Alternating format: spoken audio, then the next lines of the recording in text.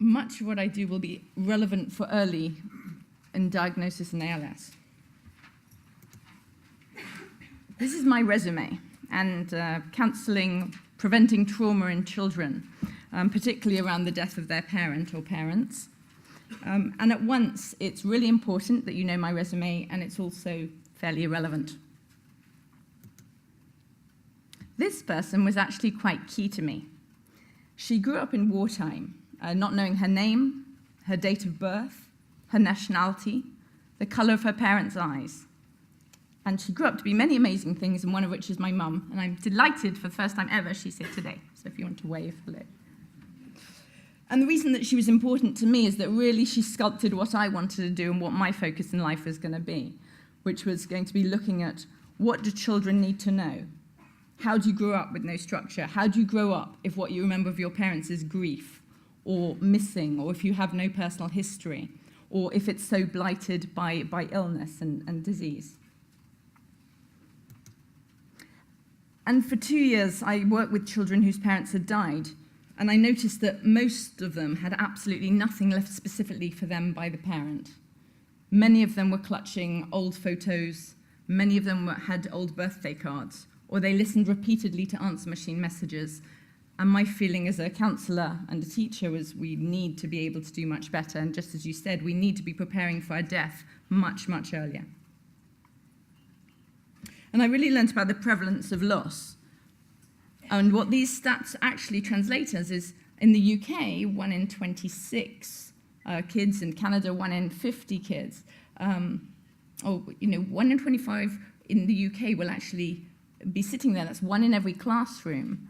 And they will have lost a sibling or parent before they get to the age of 16.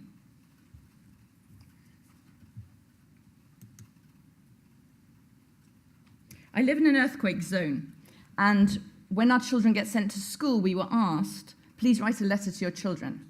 And my first letter was, I love you, I'm coming for you. Unless I'm dead, in which case, I love you still, but I'm not coming. And I realized I need to have this research. On PubMed, there was absolutely nothing. So what we did is we spent 5 years interviewing over 100 people who were children, but who are now adults. But as children, they had lost one or both parents before they were 16. And hidden in a range of questions was, what do you wish you knew from or about the parent who died that would have helped you both at the time of death and subsequently? And what was really interesting is not a single person said, you know what, I know enough. Everybody wanted more. Some of them felt that they were completely ignored. Some of them were sent to their uncle, or they were left money, but no one explained anything, and many of them were not even sent to the funeral. And where there often is a surviving parent, which is in most cases, children are very clever, and they notice that the surviving parent gets upset quite quickly. So within a few months, the children learnt not to ask many questions, and that's sometimes pervaded into adulthood. But what they really wanted was to be able to ask and see their parent. Some of them could remember their parent not speaking or being very, very ill if their parent died when they were very young. And their biggest yearning was not to be told by a third party, you were so loved, but actually in some way, whether it's text to talk or whether it's blinking or whatever it is, some message from the parent that they thought of them, that they loved them, and they wanted to see it. And we've been working on this for a number of years, and one lady said to me that when she heard her father say, will you turn that bloody thing off? That was what brought him home to her. It wasn't all the formality, it wasn't the size of the wheel, it was him actually getting annoyed on a videotape. Many children were worried that poor hygiene had killed their parent, or that they'd exhausted them, or that somehow they'd done something wrong. Especially when they'd been living with a condition where maybe the child had been involved, as in ALS and MND, often the children might be involved in bringing something to mummy or daddy and simply saying, this was nothing to do with you, or thank you for helping me get the water or wipe me or whatever it was. That would have been very helpful.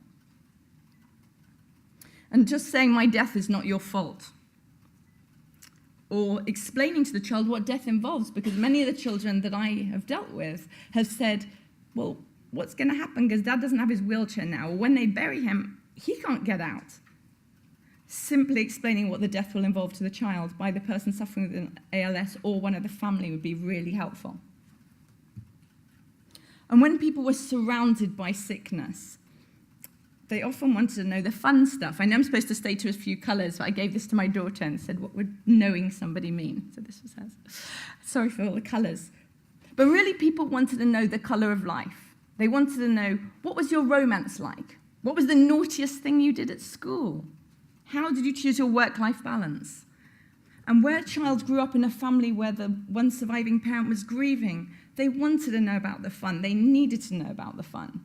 Many of the people who I interviewed, in the 100 or so people, said I had this idealized or very cynical view of marriage because all I grew up with was loss and grief, and then I had certain expectations that were really hard to be met. But asking people about what epiphany had changed them, or how do they handle anger, day-to-day things, so that the person isn't just the saint that is presented on the day of the funeral, or the person that someone will always say, oh, your daddy couldn't do enough for me. Being able to see the person, understand them 3D as they've been throughout their life, not just at the point of death or not at the funeral scenario, that would have been helpful.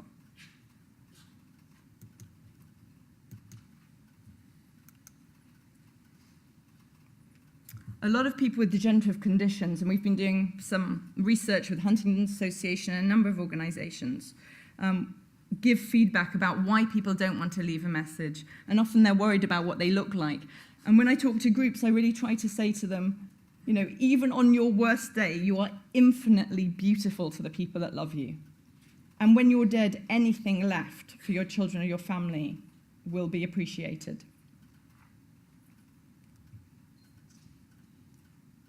It's rather like when you see somebody in the street and you're saying to them, Susie, it's so nice to see you. And all Susie can think of is, but I look so terrible and this shouldn't be happening and I've got calluses on my face. Doesn't matter. Please, please, if people want to leave something, I encourage you to help them to do so.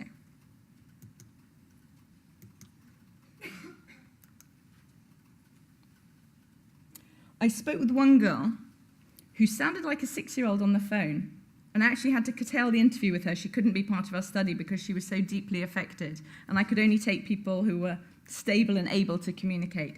But I did get from her one very key thing. She was now 30.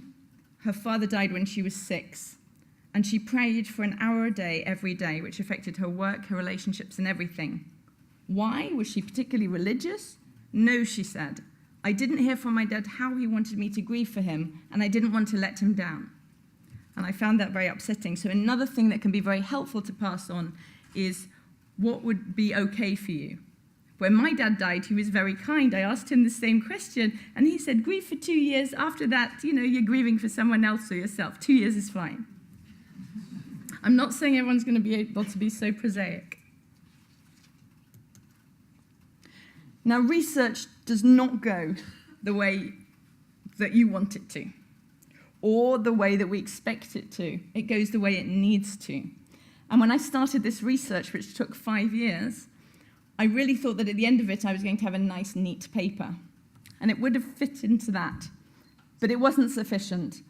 The second most obvious thing, the second most reoccurring thing that people said they wanted was to see and hear the parent again. And so being the least technologically competent person, as you can tell I'm having trouble with this, I realized we needed to make an app. This is an app at recordmenow.org that anybody can download. It's free and it's private. Microsoft helped us make it. And what it enables you to do is we put in the key questions that people said. And as some of your speakers before have said, people may not want to address certain issues. You might not want to talk about death and dying. That's fine. We've put it in one area. You might want to talk about recipes. One lady said she wanted to know the floor cleaner that her mum had used, because sometimes she'll go into a building and go, that's it, and she wants it in her home. So we put in the key questions that people asked, and you can click on them and answer them, or you can add your own. So it's very, very personal to you. And any questions that you ignore, that you don't answer, just won't appear on the disk at the end or on your memory. And it'll look something like that, but without my husband's face. It'll have the person's face, and it'll tell you a question, why the research says it's important, notes for you on answering, and you'll be able to immediately see it straight away. It's really a chance for you to say goodbye your way. And for all the horribleness of ALS and MND, there is a chance, there is a window where you can start putting together your thoughts and your goodbye to the people that love you.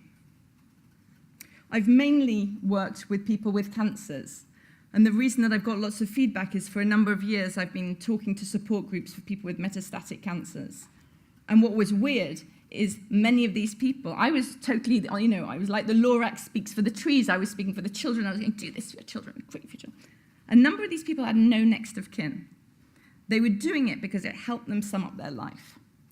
They were doing it because it actually helped them make sense of things.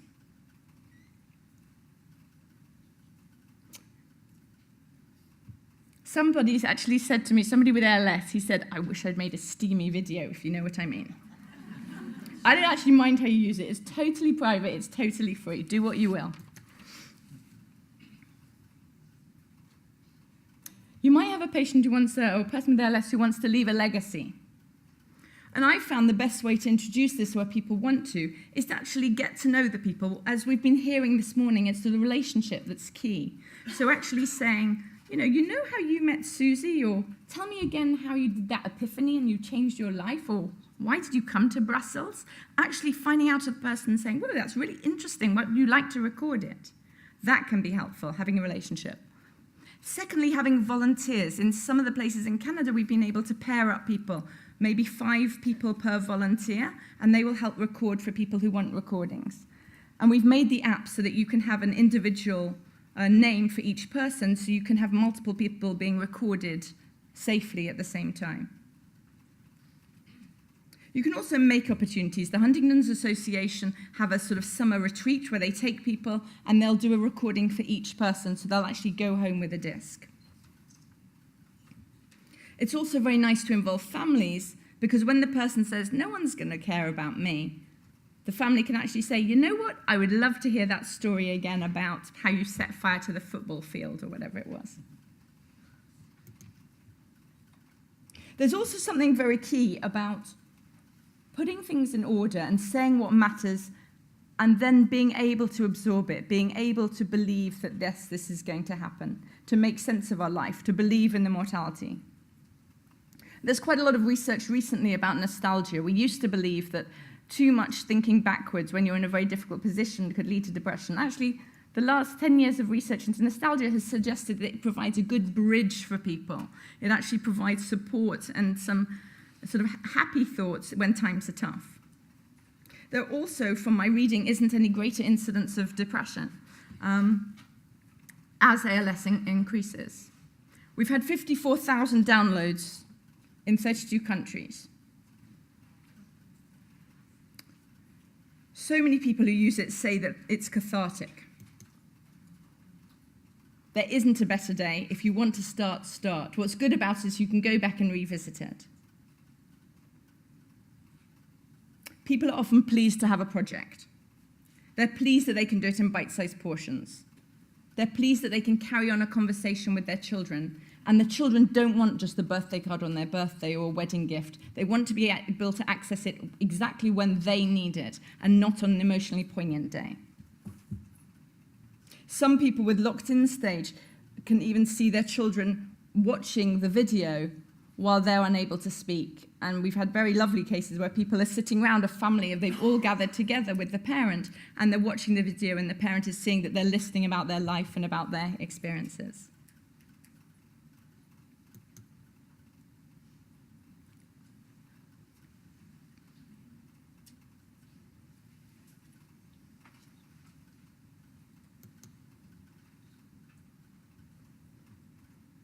What's really important is that each patient, each person with ALS is their own person. These are dolls that we sometimes started making up using people's shirts, so that the shirt continues to smell of the doll continues to smell of the parent, and it can hug when the parent can't anymore. I don't actually mind what people leave, but we have a fantastic tool in Record Me Now. And if I may, I'm going to show a very quick video. Can I show a very quick video?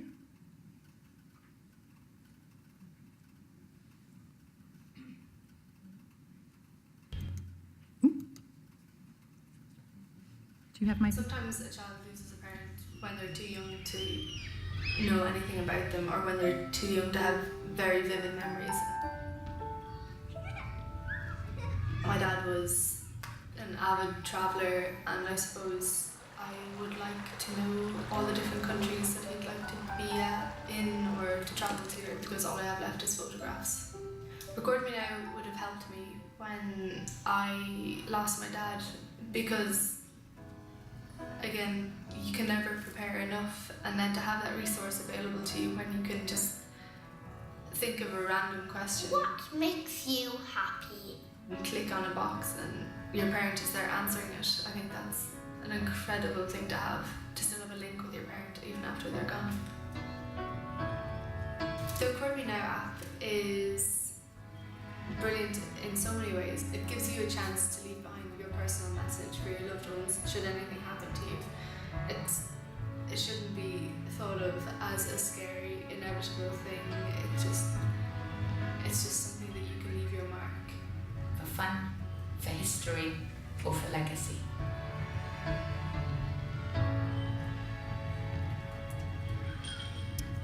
I'll be showing it at lunchtime for anybody who wants to, and thank you very, very much.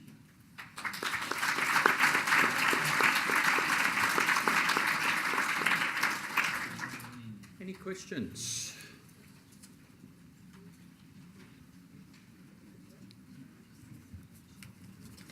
Are you all that desperate for lunch? No questions? Well, please join with me in thanking Gabrielle. Thank you very much.